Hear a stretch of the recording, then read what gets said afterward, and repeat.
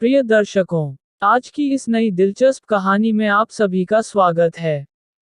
आशा है कि आप सभी कुशल मंगल होंगे। चलिए अब बिना किसी देरी किए बिना कहानी को शुरू करते हैं। एक बार की बात है।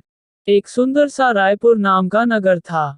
उस गांव में नंदू नाम लड़का रहता था। वह एक बड़े जमींदार परिवार से संबंध रखता था। उनके पास गांव में बहुत जमीन थी और बहुत सारे खेत खलिहान थे।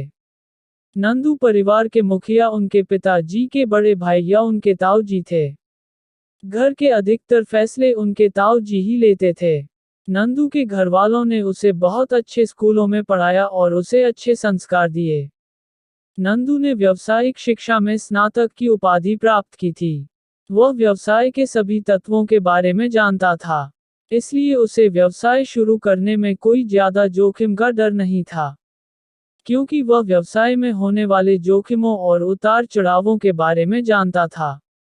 नंदू ने यह सोचना शुरू किया कि उनके गांव में किस चीज की जरूरत है।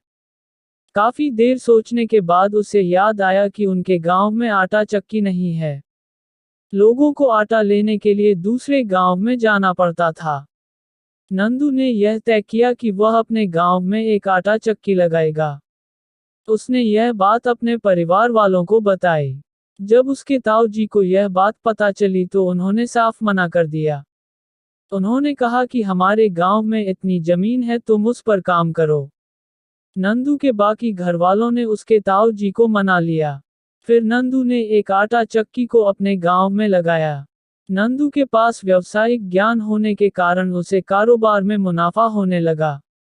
फिर कुछ सालों तक मुनाफा होने के कारण उसने सोचा कि क्यों न अपने गांव में एक आटा मिल की शुरुआत की जाए, जिससे गांव वालों की फसलें गांव में ही खरीदी जा सकें।